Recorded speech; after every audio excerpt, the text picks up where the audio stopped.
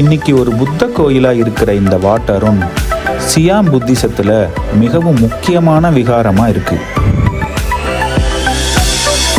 மிக முக்கியமான அரச விழாவான தாய்லாந்து ராயல் பார்ஜ் ப்ரொசஷன்னு அழைக்கப்படுற அரச படகுகளுடைய அணிவகுப்பு சாவோ பிரியா ஆற்றில் நடக்கும். இது கிட்டத்தட்ட 700 ஆண்டுகளாக நடைபெற்று வர ஒரு சடங்காக இருந்தாலும் 4 அல்லது 5 ஆண்டுகளுக்கு ஒரு முறை மட்டுமே நடக்கிற ஒரு அரிய நிகழ்வாக தான் இருக்கு. அரச படகுகளோட கைவினைத்திறன் மற்றும் பாரம்பரிய தாய் கலைகளை அடையாளப்படுத்தும் ஒரு விழாவா இது இருக்கு.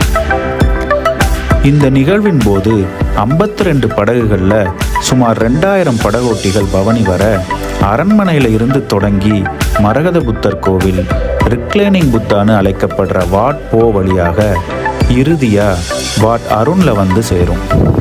ஆண்டுதோறும் நடைபெற கத்தினாங்கிற புத்த திருவிழாவின் போது தாய்லாந்து மன்னர் வாட் அருணுக்கு அரச கப்பல்ல ஊர்வலமா வந்து அங்குள்ள துறவிகளுக்கு புதிய ஆடைகளை வழங்குறாரு.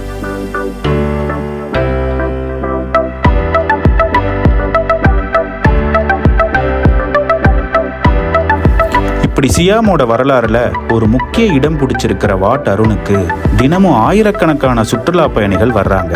இந்த வாட் அருணுக்கு நுழைவு கட்டணமா வெளிநாட்டு பயணிகள் கிட்ட இருந்து 200 பாத் வசூலிக்கப்படுது.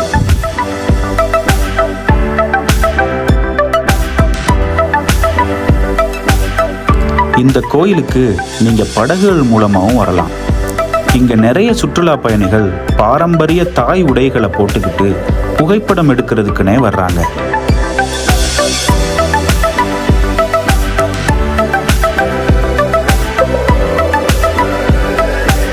இந்த கோயிலை சுத்தி இருக்கிற தெருக்கள்ல பாரம்பரிய தாய் உடைகள் வாடகைக்கு கொடுக்கிற கடைகள் நிறைய இருக்கு.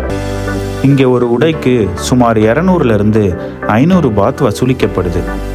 இது தவிர இந்த கடைகளில் ஒப்பனை மற்றும் சிதை அலங்காரம் கூட பண்றாங்க. உங்களுக்கு பிரத்யேகமாக படம் எடுக்க புகைப்பட கலைஞர்கள் வேணும்னா அதுவும் இந்த தெருவிலேயே கிடைக்குது. அதுக்கு 1500 பாத் கட்டணம் வசூலிக்கப்படுது.